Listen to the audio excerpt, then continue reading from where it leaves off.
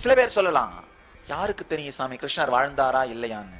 Of course இன்னைக்கு ஆயிரக்கணக்கான வரலாற்று சான்றுகள் துவாரகையின் இருப்பிடத்தை, கடலுக்கடியிலே இருக்கும் துவாரகையை சேட்டலைட் புகைப்படங்கள் மூலமாக ஆயிரக்கணக்கான சான்றுகள் நிரூபித்து விட்டன. கிருஷ்ணன் இருந்தார் என்பதில் எந்த விதமான சந்தேகமும் இல்லை.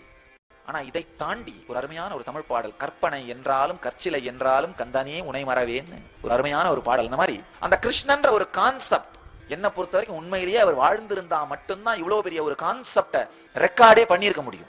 ஒருவேளை அவர் வாழாம யாரோ ஒருத்தர் கற்பனை பண்ணி இந்த கிருஷ்ணன்ற கதாபாத்திரத்தை உருவாக்கி இருந்தால் அந்த மனிதரே கிருஷ்ணன் அப்படிங்கிற மிக உயர்ந்த உணர்விலே வாழ்ந்து இருக்கின்றார். அதனால இந்த கதாபாத்திரத்தை உருவாக்கி இருந்த மனிதன் கடவுள், அந்த கதாபாத்திரத்தை உருவாக்கிய மனிதனே கிருஷ்ணன். ஏன்னா அந்த உணர்வு நிலையில வாழாம கற்பனையே செய்து பார்க்க முடியாத கதாபாத்திரம் கிருஷ்ணன்.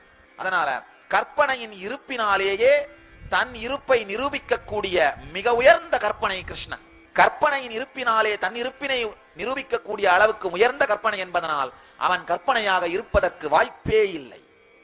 தொடர்ந்து இணைந்திருங்கள். சேனலை சப்ஸ்கிரைப் செய்யுங்கள். சமூக ஊடகங்களில் பின்தொடருங்கள்.